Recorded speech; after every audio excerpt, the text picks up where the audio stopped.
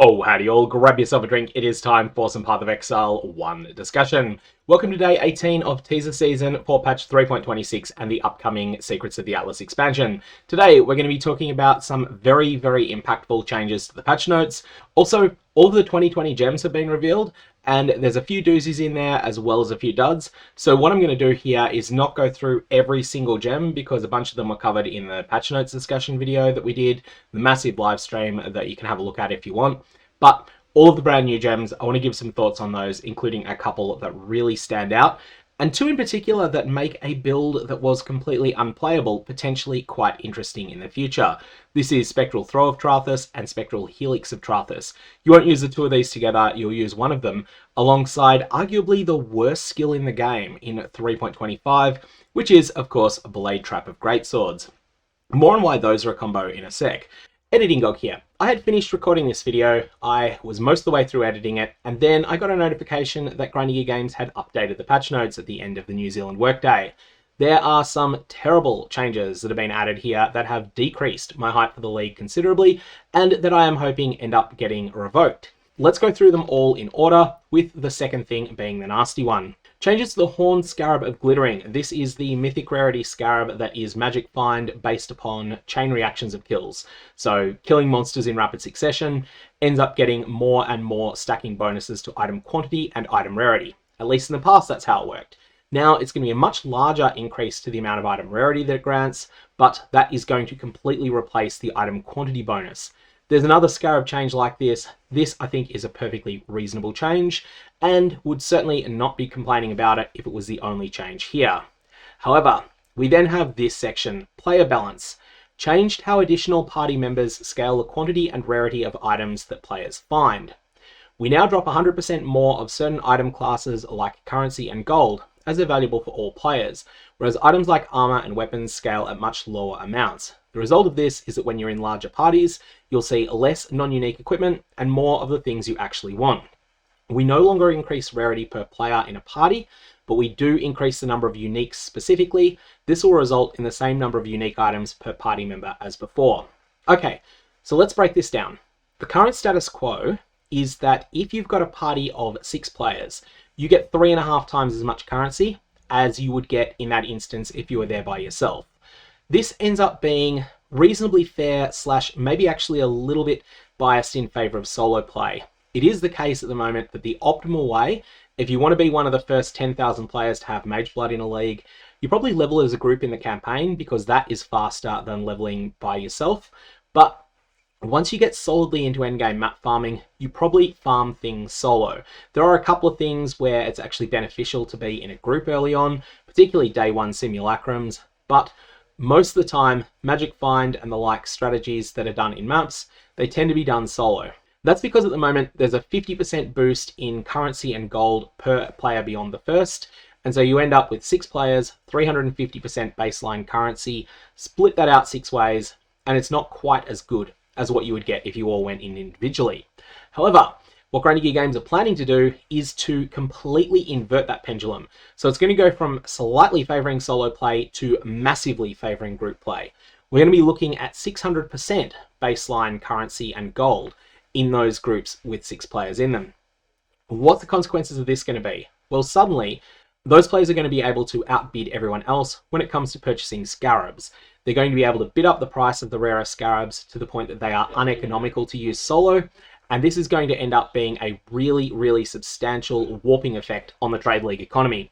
We saw something similar back in patch 3.13 when every single player in the group got credit towards Maven's Invitation the Feared for completing an instance that had one of the bosses in it killed Witnessed. And what you saw happening was that group players that were running 6-player or 5-player runs of the Feared, they would bid up the price of the rarest part of the Feared rotation, which at that time was the Cortex, to the point that it was just completely uneconomical for the solo player. The solo player that went and ran a Feared rotation ended up losing something like 30 or 40% of their currency because they weren't getting this multiplication factor that came from being in a group. It's a different mechanic here, but it's going to be the same sort of effect. Additionally, everyone that is remotely optimization focused that is reading these patch notes at the moment has dropped their solo league start plans and is thinking, okay, now I either have to go and find a group together, Or alternately, if I'm not interested in finding an endgame farming group, then this is the league to skip. This is the league that I go and play something else instead. This patch note is terrible. The 100% is just such a large number that it can't be ignored, and that it's going to completely warp the entire trade league economy. At the same time, it's coming alongside changes that are being made to the Sanctum that end up being a nerf to solo player efficient farming. Now, I was generally pretty positive about the Sanctum nerfs taken on their own in a vacuum.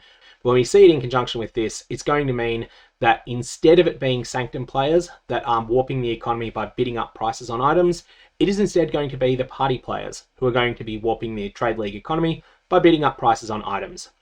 I sincerely hope to see these patch notes reverted, or alternately, at least this number 100% changed to be no more than 60%. I think at 60%, maybe even 65%, you might have a bit of an equilibrium where the optimal thing to do is play whichever you prefer, solo or group.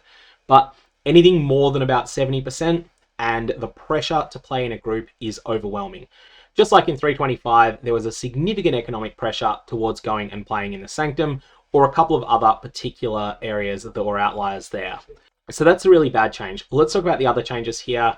The modifier on tier 17 maps that adds additional rare monster modifiers is being nerfed. This is both going to make those maps easier to complete and slightly less rewarding. This is not going to have a big impact, but it is a modest one. Increased pack size granted by tier 17 map modifiers that specifically augment pack size are being nerfed. They will still be significant, and they will still be worth having. Abyss Scarab of Multitudes is getting a nerf that I wasn't really expecting. This is the Scarab that I personally really like this for Abyss strategies, but I often see people skipping it in favour of other ones. So I'm quite surprised to see this. I didn't think it was outperforming other Scarabs of equal rarity, even though it was perfectly reasonable. Horn Scarab of Glittering was already mentioned above. Resplendent Tempest from the Scarab of Radiant Storm. These are only going to grant rarity as well, just like the Horn Scarab of Glittering changes, but the amount of rarity is going to be more substantial.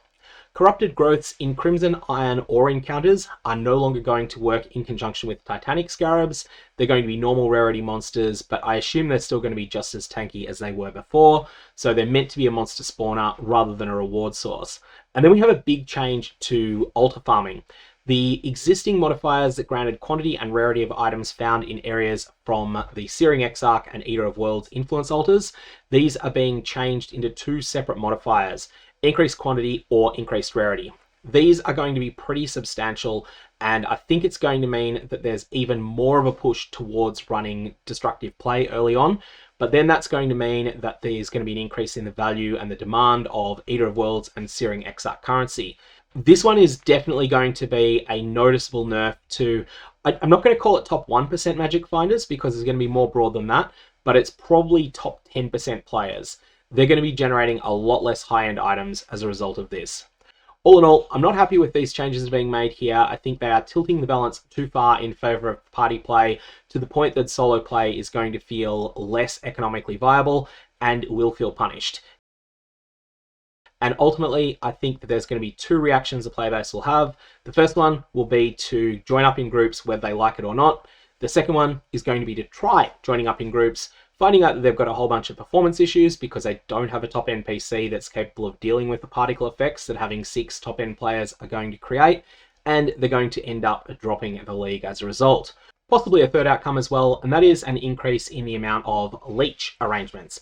A leech arrangement is an informal agreement between players where an experienced player opens up a map that's particularly juiced, and they carry a bunch of people along with them. Those players are typically called the leeches, and the leeches agree not to take any items from the ground or only to take ones that they're allowed to take, whereas the party owner then goes along and grabs everything they want. What the leeches gain out of it is experience, gold, and also completions of various maps they might not otherwise have been able to complete. Now, the problem with leech groups, partly it does sort of just funnel a lot of wealth to the top few percent of the player base, which is always a bad thing. But on top of that, it also encourages a lot of bad behavior because you see an apothecary drop, you're one of the leeches. You then feel there's a fairly strong reward to dishonoring the agreement that you'd made. And this then causes a whole bunch of interplayer drama that ends up being nastier than you would normally get in a more equitable arrangement where you've got, say, a guild running maps together. That tends to be, at least usually, more fairly run. and this ends up with big drama, threads over on Reddit, all these sorts of problems. All of this is fixable if Grinding Gear Games undo this change and make it so that we don't have this tremendous pressure towards party play, whether you want it or not. The ideal spot is a world in which people who personally prefer party play, they play in parties. People who personally prefer solo play, they play solo, and no one is feeling, I'm going to play against my preferences because the economy is pushing me to do so. Anyways, all that ranting out of the way, let's get back to the things that I was more positive about, which was the announcements that were made earlier in the day. However, the first piece of news that we've got today is the launch Twitch drops. This is a promo Grinding Gear Games are running where there will be 3 different promos that will be available for spectating over on Twitch. So if you're able to play the game instead. But if you're unable to play the game, then these are going to be a little bit of a promo that's available if you're just watching it. Now, the first one of these is the Syndicate's Demise unique finisher effect. The second one of these is the Rose charge effect. But probably the most impressive of them is the Originator's Portal. All of these are new MTX, and the full details of the promo are listed down in the description below. Note that the Originator's Portal is not free, whereas the other 2 you can get for free. One last thing with these Twitch drops, whilst at the moment the only way to get them is through this promo, they will be added to the in-game MTX store at some point in the future, but the exact time frame is something that they will confirm later. So let's get to the very impactful changes in the patch notes. These are going to be interesting. These are going to be divisive. There are people whose league starters are in shambles now. There are also people who are celebrating this. Let's start with the Sanctum changes. The Sanctum room rewards that allow you to defer currency to the end of the floor or the end of the Sanctum are being nerfed. The specifics of this nerf: lower chance to contain high tier currency, such as Divine Orbs, and on floor 3, they won't appear as stacks of 1 or 2 randomly. Instead, they'll only appear as stack sizes of 1. GGG consider that the rewards for the Sanctum are too high compared to the difficulty of completing it. Actually, the way that I would put that is slightly different. I think Sanctum's pretty difficult content. The thing is, it is possible to optimize for it in extreme ways. And once you do that optimization, you can then just chain Sanctum after Sanctum after Sanctum after Sanctum. And you can end up looting so many Divine Orbs that you can start muscling other people out of the Trade League economy. So that's the reason for these interim changes. They're intending to do a grander pass to the rewards and content of Sanctum in a future expansion, where they'll also be adding an exclusive reward to Sanctum to give it more identity instead of exclusively producing raw currency. Now, let's talk about the real change here. A couple of people over on the PathOfExile subreddit have pointed out this is going to make Original Sin more expensive than it's ever been before. The reason for that: fewer people running the Sanctum just in order to get currency means fewer people accidentally looting the relic for Original Sin when they're trying to get something else. And as a result, fewer Original Sin relics in circulation, fewer people that are able to complete those successfully. However, the biggest change is not going to be to OSIN, it's going to be to Sandstorm Visage. Sandstorm Visage is something that I would now say you should not plan on getting week 1 unless you are a top 2 or 3% player. You're not going to be able to afford this item because it's going to be much rarer, and as a result, the price tag on it will get bid up much higher. The other factor as well, it's not just that Sanctum's rewards are being nerfed, but one of the best builds for doing the Sanctum had already been nerfed in the patch notes. So that's the Hexblast Miners.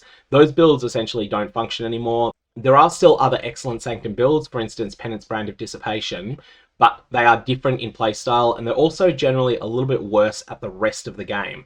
So where Hexblast Mines was something that could complete most of the content in the game, Penance Brand can as well, but it's just a bit slower in general mapping. So all of that said, expect Sanctum not to provide as much inflation as it did early in the league. However, at the same time, this is not going to tremendously decrease the economic power of the top couple of percent in a trade league. Those that had previously gone straight into Sanctum will find a different strategy instead. There's a very, very large number of them. I did a video this time in the lead up to 325 that I'll put a link to down in the description below on looking at harmonizing your Atlas strategy and your build strategy. Couple of minor changes to it since then because the game's changed a little bit. So either read the description of that video or just use your brain a little bit with things that have been nerfed, like any reference to Hexblast Mines definitely shouldn't be considered. But otherwise, I think that video does stand the test of time well. If you've got a coherent plan that unifies an Atlas and a build, then you'll be rolling in currency, whether that's from the Sanctum or something else entirely. The second major change in the patch notes is going to be very impactful again, but again, it's one of those things that mostly impacts the top few percent of the player base. This is the nerfs to Unpredictable Recombination, aka 325 style recombination. So you'll have the Recombinator from PoE 2. I did a video on some of the use cases for that. It's mostly worse than the PoE 1 Recombinator, but it does have a couple of genuine use cases for it. But the key thing with the Unpredictable Recombination is that what players called non-native modifiers and exclusive modifiers, these are being changed substantially, the way that they interact with the Recombinator. The eventual effect of this is that going to 2 modifiers on an item is still going to be very easily done. Going to 3 is going to take a few more tries than it does now, and going to 4, 5, or 6 is going to be less likely again. What this is going to mean is that the new crafting system is going to actually have a chance to shine.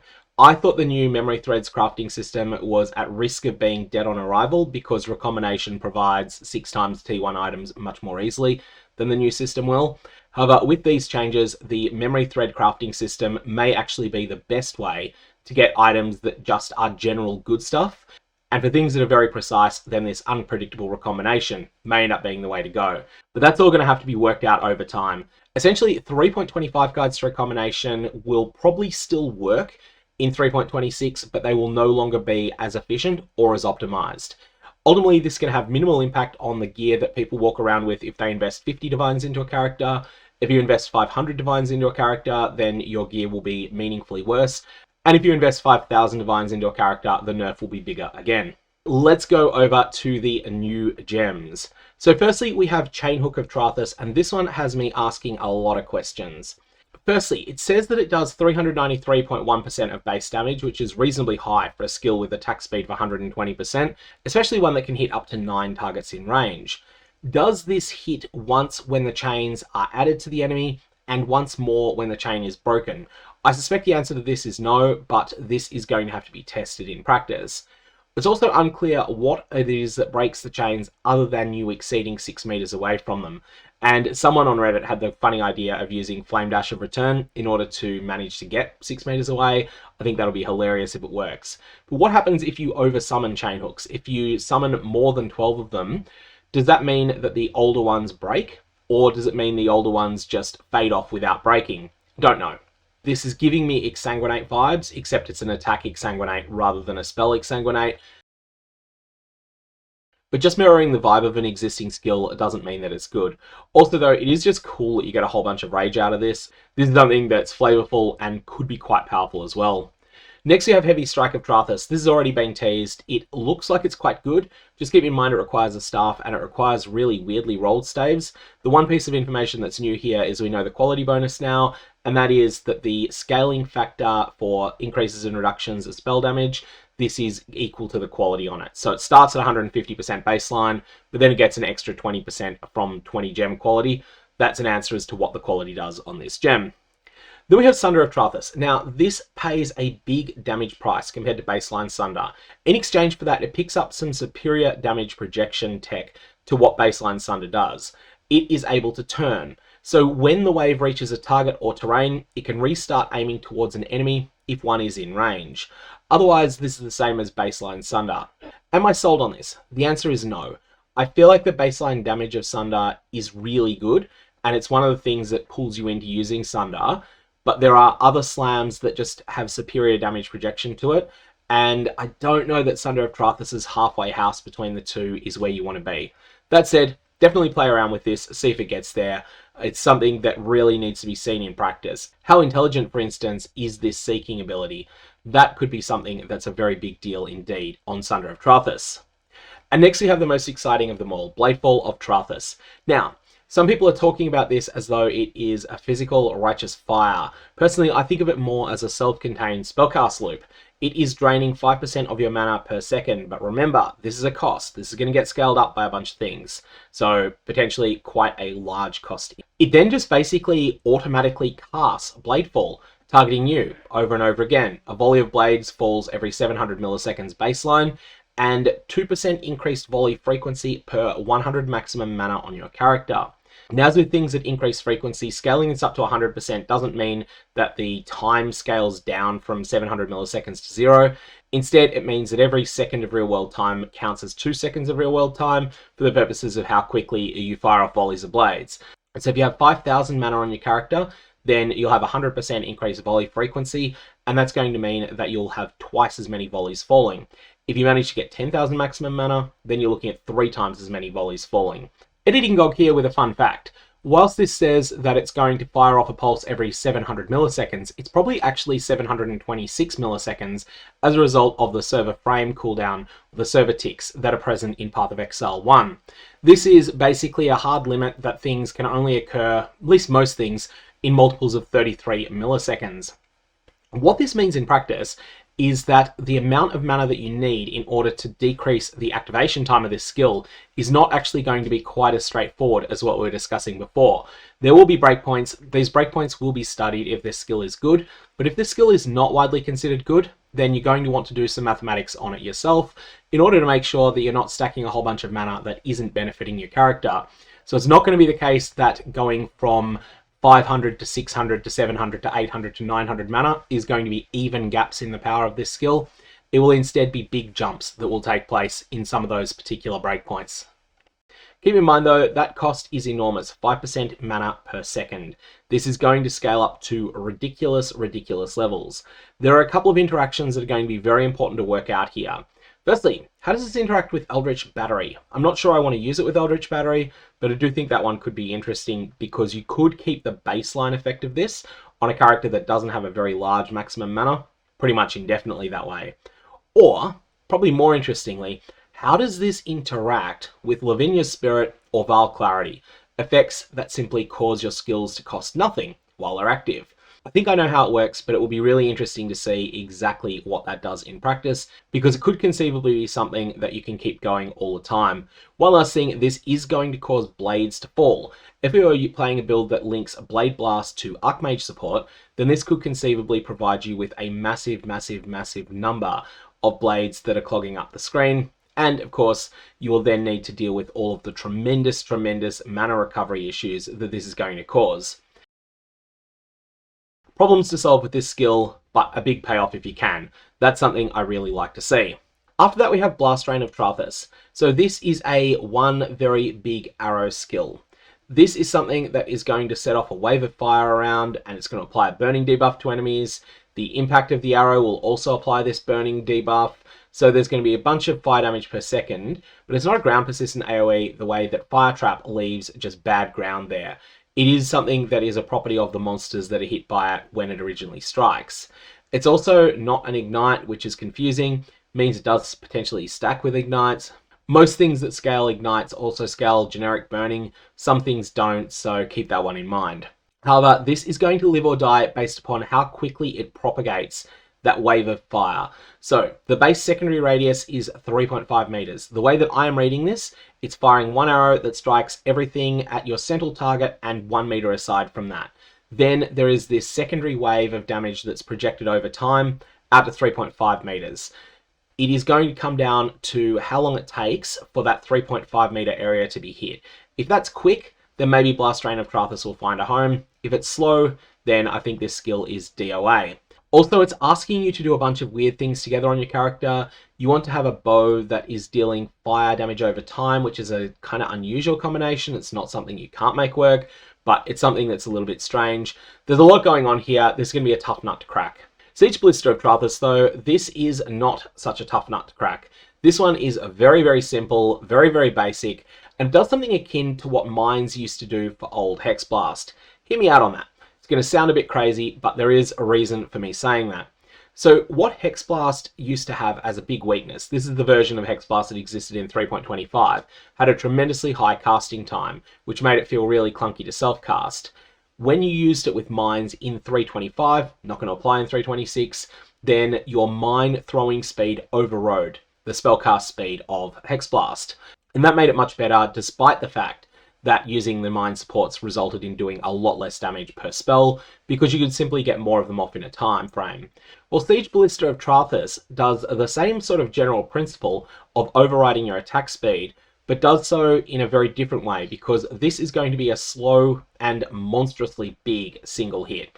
This is going to overwrite the attack speed of your bow, with instead your totem summoning speed, which is likely to be much, much, much lower. But it's going to have a massive payoff because it's going to fire a ring of 8 Ballistae that are all going to strike for 125% attack damage, and with quality, or at least I assume this is the quality stat on it, you're going to have 20% more projectile damage as well. So you're basically going to be striking for 1,200% damage effectiveness. However, instead of this being tied to your attack speed, it is tied to your totem summoning speed. This is going to result in some difficult build balancing, but it does feel like something that bow builds could potentially have in their arsenal when fighting against particularly tanky bosses. Of course, there are other options that you can have there. You can have a totem that doesn't expire after attacking once, such as Artillery Ballista linked to Focus Ballista, and maybe that will be better for most builds, but this is definitely an option that I think is worth experimenting with at some point. We're going to skip over Spectral Helix of Trarthus, not because it's not an interesting skill, but because I want to come back to it in conjunction with Spectral Throw of Trarthus. Let's start with Spectral Shield Throw of Trarthus first though. This is slower and lower damage than the original Spectral Shield Throw. So, the original Spectral Shield Throw, 650 milliseconds, this version is 800 milliseconds. And additionally, the added physical damage per 15 armor or evasion is considerably lower on the Trarthan version, although the base damage is the same. However, the damage projection on this is quite a bit better. It fires 23 additional projectiles and 6 shards at a time until they're all fired. This feels like it could be really interesting, but there's a bunch of questions around how much it can shotgun, or whether it can shotgun at all, that need to be worked out before we can ascertain whether this is just a light clear skill, or whether it's something that can be good on both bosses and clear as well. One thing I will say for this, based on what we know about it so far, this feels like a really good thing for the Deadeye. However, where the Deadeye's biggest pull for most people is the +2 projectiles ascendancy notable, you're actually not going to take that. Instead, you're going to take the chain node, because this feels like something that really wants external chain. And then you've got 3 other notables. There's plenty of other good choices in the Deadeye. It's an ascendancy that's fairly stacked with good options, and you'll be able to find other things in there to fill out the rest of your ascendancy. This would be how I would at least initially start thinking about Spectral Shield Throw of Trarthus. It feels like it's got a lot of potential to be good, but like a lot of these Trarthan gems, it's going to be a build maker's puzzle to solve from here. Okay, so I said Spectral Helix of Trarthus and also Spectral Throw of Trarthus we would come back to. There is a skill in the game that is terrible. It is called Blade Trap of Greatswords. Why is this terrible? It is terrible because it is encouraging you to play with traps and also to play with greatswords. There is no other support in the game for traps that use greatswords, and it is a cooldown trap. So being a cooldown trap, it's kind of like Seismic Trap in its mechanics. It's kind of impossible to use it as your sole skill. Contrast this to the very, very playable Blade Trap, which is something that does definitely work, but it requires a one-handed weapon. So it's not something that you can use in conjunction with Blade Trap of Greatswords. Blade Trap of Greatswords and Blade Trap would work well together if it wasn't for that one-handed restriction, because then you'd be able to use regular Blade Trap as an adequate, if not good, skill for just general clearing, and then Blade Trap of Greatswords for when you need heavy damage for a particularly durable target. You could drop down 1, 2, or even all 3 of your cooldowns here. Now, Blade Trap of Greatswords is getting directly buffed in the patch. Quite a few buffs. The 180% base damage is scaling up to 220%, and the cooldown time is being reduced down to 6 seconds. So, it's already getting better, but that wasn't enough. It was still going to be a dumpster tier skill. Along comes something else that cares about being traps, and that also allows you to work with a two-handed sword. Spectral Throw of Trarthus is a trap. Once it's triggered, it fires many spectral copies of your weapon in a circle. So 5 copies of your weapon fly out in a circle. They fly out in all directions and then return to the location where the trap triggered in a spinning attack that damages enemies in their path. If you are dual wielding, each trap that is thrown will randomly use either the main hand or the offhand weapon. For our purposes, we're going to use a single two-handed weapon instead. Projectiles that appear deal 10% more damage is nice. The damage on this is adequate, but not outstanding. So you're looking at 138% of base on the way out. On the way back in, it will have pierced, so you're then looking at 151.8% of base damage. Reasonable damage there. Not amazing, but definitely reasonable. The other thing that you can use, though, if you want a bit more damage, is Spectral Helix of Trarthus. A Spectral Helix of Trarthus has different mechanics for damage projection. Modifiers to number of projectiles instead apply to the number of bounces, so you definitely don't want to use this with anything that scales up the number of projectiles. But It is going to deal 180% the first time. Projectiles that are pierced deal 10% more damage, which is nice. And then you can potentially scale things up further, but you do have the drawback of 25% reduced trap throwing speed while wielding a two-handed weapon. Unpleasant, but manageable. Ultimately, we're going to have to play around with both of these gems, both Spectral Throw of Trarthus and Spectral Helix of Trarthus, and find out which of them ends up being the better partner for the Blade Trap of Greatswords. I'm expecting that the answer will be Spectral Throw of Trarthus, because Spectral Throw of Trarthus has less single target damage, but more clear. I think that's what you want if you're playing alongside a skill that already has pretty good single target damage in Blade Trap of Greatswords. Right, next we get to Dark Pact of Trarthus. This skill looked really exciting to a lot of people until they started theory crafting about it. Consider Molten Strike of the Zenith for a second. Molten Strike of the Zenith does disappointing strike, disappointing strike, disappointing strike, disappointing strike, overwhelmingly incredible strike. Because Molten Strike of the Zenith attack speed can be scaled up so high, this ends up not being too much of a problem some of the time. However, Dark Pact of Trarthus is going to have more disappointing spellcasts. Firstly, this is probably just going to randomly lose you ultimatums. It has a text on it, gain 1 ruin on use, reaching 7 ruin will sacrifice 50% of your life to deal a massive amount of chaos damage. Entirely possible that casting this in ultimatums is just going to cause you to lose them. That, however, is not the problem with this gem. The problem with this gem is how bad it is when it's not that magical 7th cast. And it's not necessarily the 7th cast. Sometimes it'll be the 4th, 5th, or 6th. Very rarely it'll be the 4th, but the 5th and 6th it'll quite frequently be, because what I think is the quality bonus, 20% chance to gain additional ruin on use, that means that you will get to back to 7 a bit quicker. But when you're not casting one that's got your 7 ruin on it, it's going to end up really disappointing. When you are casting one that's got your 7th ruin on it, it's going to sacrifice 50% of your life, and it's going to deal a staggering amount of additional damage. This is really cool, and it can ignite for a lot of damage, but there are other things that can ignite for a lot of damage that are also clunky too. And the main one that comes to mind is Body Swap of Sacrifice. So, imagine this. You've got a golem. Your golem has much more life than you do. You then set off Body Swap of Sacrifice. The Corpse Explosion deals 24% of the minion's maximum life. Now there's 50% less damage with ailments, so this is 12% of your minion's maximum life is being detonated there. This is something that I think is just far less clunky. Even though you've then got to have your golem come back to life, you're probably an elementalist if you're doing this, you've still got a bunch of other things that are delaying you. Ultimately, I think this is just far better, even though the damage potential might be a little bit higher on Dark Pact of Trarthus at the top end. Chances are Body Swap of Sacrifice and Dark Pact of Trarthus on endgame characters that stack life. And when we're talking stacking life, we're talking either on your character for DPOT, or for Body Swap of Sacrifice, we're talking on your golems. If you stack the appropriate type of life, you're probably still going to end up at DOT cap anyway. And so there's no benefit to all of the extra clunk that comes along with Dark Pact of Trarthus. So I am absolutely and utterly not sold on Dark Pact of Trarthus, as cool as it looks. Stormcall of Trarthus. These were disappointing numbers unless I am missing something. So this is essentially Reap, except it is Reap with different mechanics. It is also going to leave bad goo on the ground. It is also going to have an initial hit that deals damage. However, there is a delay before the initial hit that deals damage, and this means that you are going to want to decrease the duration on this. Decreasing the duration on it, though, then decreases the secondary duration as well.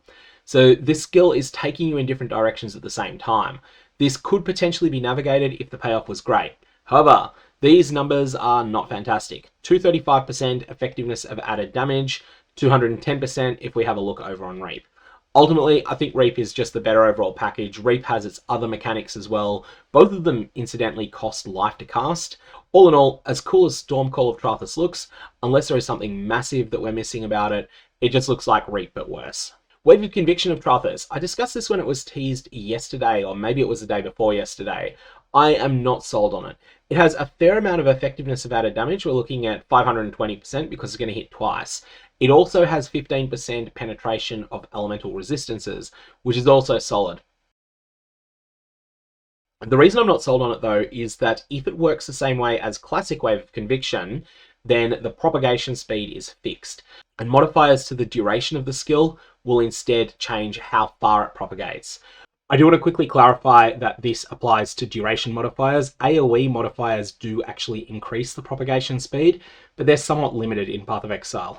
This ends up being a worst of both worlds scenario because otherwise you could conceivably try to minimize the amount of duration on this skill, try and stack negative duration, get it down to a really, really short skill, and then have it just expand and contract on an enemy really quickly in rapid succession. However, that is then going to cause it to hit a tiny portion of the screen. All sorts of mechanisms for triggering this gem seem to not be very useful. So casting it via proxy, whether that be totems, whether that be traps, whether that be mines, the benefit of that is that you can get more spell casts at the same time. The drawback, of course, is that Wave of Conviction of Trarthus, you are limited to one Wave of Conviction at any given time. And that means that essentially you are going to be gaining nothing out of all of these additional waves. Only the most recently triggered one is going to apply. Now that's not necessarily going to be a deal breaker for Cast on Critical Strike, because Cast on Critical Strike you might be able to get the duration short enough that it gets to expand and contract. If this gets used at all, I think it will be some sort of Cyclone, Wave of Conviction of Trarthus, Cast on Critical Strike setup, where your payload, Wave of Conviction of Trarthus, expands and then contracts really quickly while you're cycloning. And it only really hits the targets that you're pretty much on top of. That's the way I think it's going to work. Of course, if it turns out that the distance is fixed and the propagation speed is variable, then in that case, a Wave of Conviction of Trarthus is much more live, and the way you would then use it is in conjunction with effects that reduce the duration of the skill. Finally, we have the last new gem, Focus Channeling Support. The numbers on this are high, but they need to be because the playstyle is very, very dangerous.